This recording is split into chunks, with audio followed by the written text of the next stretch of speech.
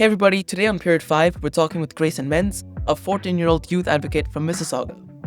Gray leads Project Apollo, a nationally recognized NGO working to improve music education for kids, where he coordinates programs and helps create opportunities for youth in his community. In this episode, we'll dive into Gray's story, how he got started in advocacy, the challenges he's faced as a teen leader, and the ways he's shaping meaningful change in education through music and youth engagement. Hey Gray, how are you today? I'm good. How are you? Great as well. So, without further ado, let's start with the first question. Gray, can you introduce yourself and tell us what first got you excited about music education for kids? So my name's Grasen, but everybody calls me Gray. I'm 14 years old. I'm from Mississauga in the Toronto area and GTA in Canada. I've been a youth advocate for about 2 years now, but I've been doing youth-led NGO work for less than a year now. I think one of the best things that got me excited about music education was being able to experience music myself. At my elementary school, my old elementary school, we had one of the best music programs. I'd like to say in our board for elementary school, I had a wonderful teacher. Her name was Miss Parch. And it really inspired me about music. I thought, this is like wonderful. Why don't we bring this everywhere? And Project Apollo really aligned with my values and my concerns.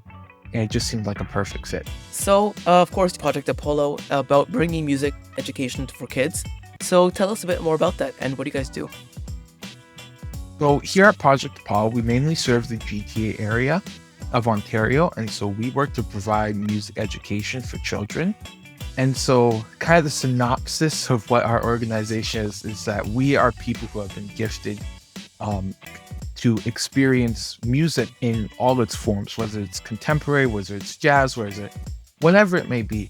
And we've seen the impact that it does. And we believe it's a good thing to introduce into education. So a lot of the things that we'll do, we'll host concerts to bring ensembles and youth groups to be able to perform and raise money to implement programs like some of we're doing now, like a music academy or a traveling instruments program, creating public pianos and spaces. And yeah. So when you first joined Project Apollo, what was the first project or initiative you led? And what did that experience teach you about running programs as a team? So when I first joined Project Apollo, I had originally applied for project director. At the time, project director was not feasible just for many reasons around the organization. So I became a human resources coordinator. I really liked the position. I still am a human resources coordinator. And the first project I worked on was Little Night Music. It was our second major flagship concert, and it was beautiful. There's a whole vlog about it in the behind the scenes that's on our socials and stuff, but it was beautiful. I remember I sat there in the audience and I was like, wow, these people are truly child prodigies. I also understood at that time that to pull all of this off, to be able to do all of this, to rent the space, to get all the people and do all the promotion, I think it showed why you need collaboration and teamwork and a good group of people. I think from there, you can do anything. Other than that first original project which you mentioned, which sounds so cool by the way, what's one moment with a student or a group of kids that made you realize that your work was actually making a difference? I think one time I remember we were at a MyAct Expo, Mississauga Youth Action Committee. It was a Youth Opportunities Expo. So we had NGOs from all kind of across GTA, like Dr. Interested, the Youth Law Advocacy, Music for Every Child, and a bunch of organizations. I got to interact with so many people and be able to meet so many people that come from different backgrounds, different situations, different organizations, but they were all so passionate about their cause. And I think that showed a lot that what we're doing is making a difference. People are interested. People do care about their education. Because when I say, I work in education, people usually don't think music education, but we are making a difference and we are doing good stuff. And I think that showed a lot. Yeah, totally. So, as you mentioned, music education is a bit of a niche, kind of, in the sense that it isn't as mainstream as, of course, like what people perceive as normal education. So it also isn't really always easy to implement in schools. So what's been the biggest challenge you faced while trying to bring these programs to life? Some of the biggest that we've experienced is cooperation. And when I say cooperation, it's not necessarily on anybody's fault. But I think just specifically with some of our programs, it's been a bit of bad timing, particularly because there's a lot of regulations. There's a lot of stuff that you have to fill out, there's so many forms and so much stuff to do things like this when bringing instruments into schools or bringing people into schools or renting rooms and getting this done. And I've been very fortunate to have such an amazing team that are there to support me, my kind of journey of implementing these programs in schools and to the public. And we have, we've hit some hills, some bumps in the road, but we are keeping ongoing, and I think the program will be very successful. So just building a bit on when you said bumps in the road, can you tell us about a time when something went totally wrong at a project or event and what you did to turn it around? I would say when referencing to Project Paul, I will go back to our programs and again collaboration, because that's been kind of a bit of our major bump, bringing the stuff to school boards. When introducing stuff to school boards and mentioning things and trying to almost persuade and say this is a good idea requires a lot of effort. I assure you, requires a lot of emails, a lot of phone calls, a lot of cold calling, and all that stuff. And one of the major bumps with that is we weren't getting a response, not just from school boards, but other organizations, other things. But again, I've been so fortunate to have such a good team that we have set out the plan. We said, hey, this is what we need to do. This is when we project for this program to be open. This is what we're aiming for. Now we're going to go straight at it. We're going to attack it head on and do what needs to be done to get these programs up and running. Yeah, I mean, as someone whose work relies on coordinating and connecting with people, I totally understand that, right? All those emails that you send with no guarantee about whether you get a reply or not. Yeah, so going to the kind of flip side on that, have you ever had a wow moment or a student's reaction or growth surprised? I'll bring it back to a little night music. I've forgotten his name, but I remember his face. We had a pianist come. I think he's a bit younger than me. I'd like to say he's 12, 13. But I remember he was nervous in the beginning to go on and perform, because it's a nervous thing to go out in a concert and perform.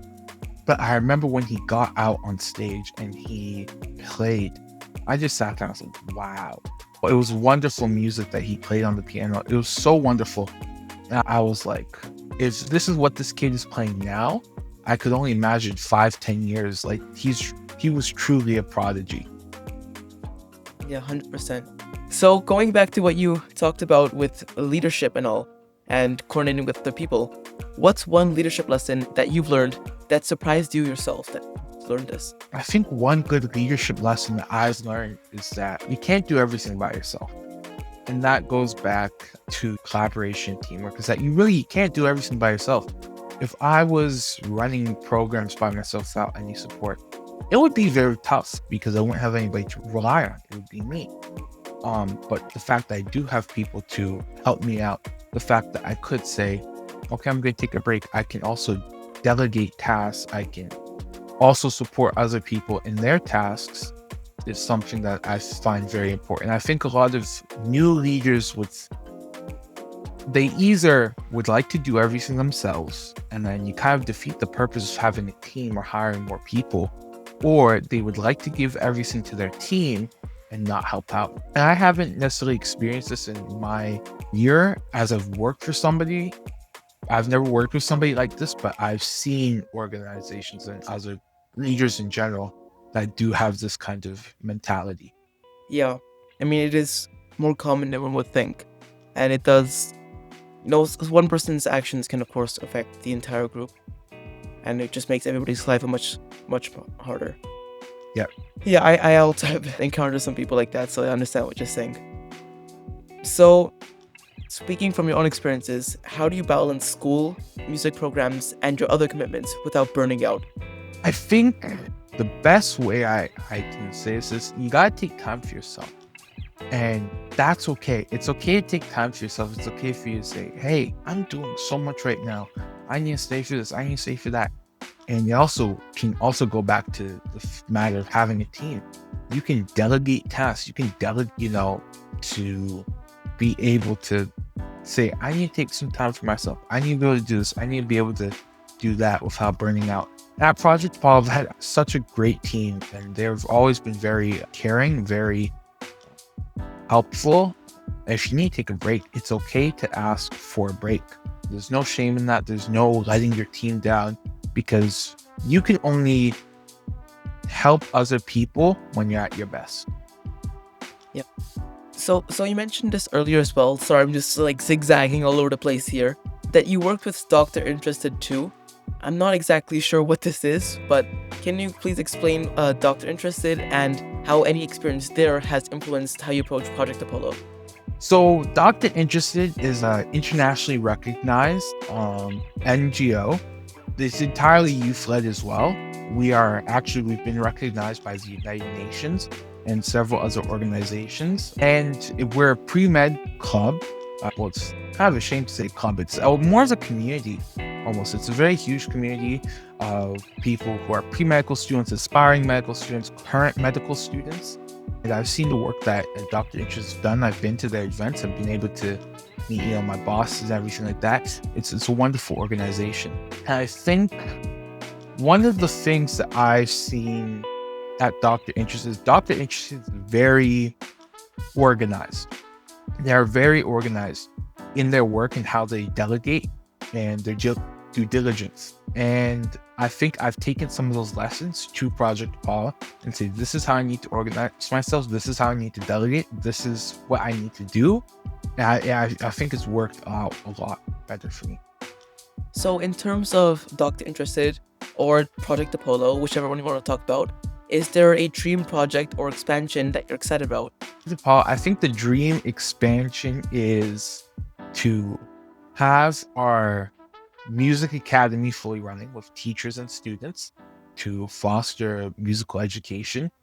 Have our traveling instruments program with full cooperation of the Greater Toronto Area School Boards. When it comes to programs, I would think have a successful concert.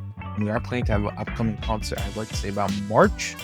And we're still obviously working out the details. That's one of our major flagship goals, I'd like to say, on project development.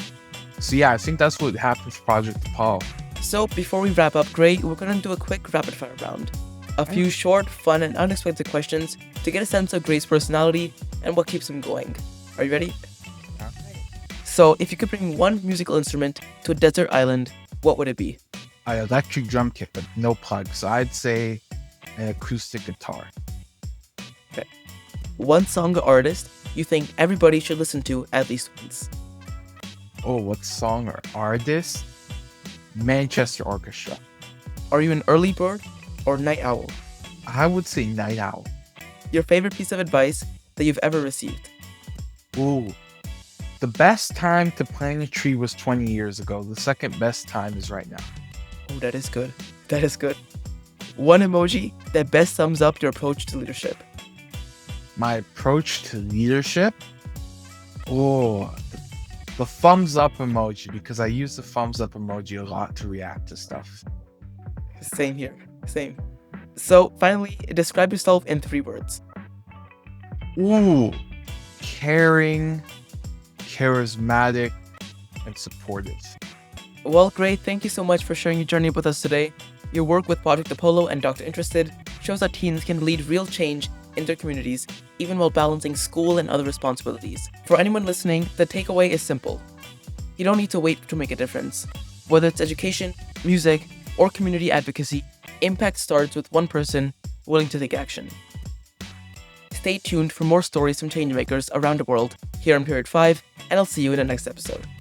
Bye!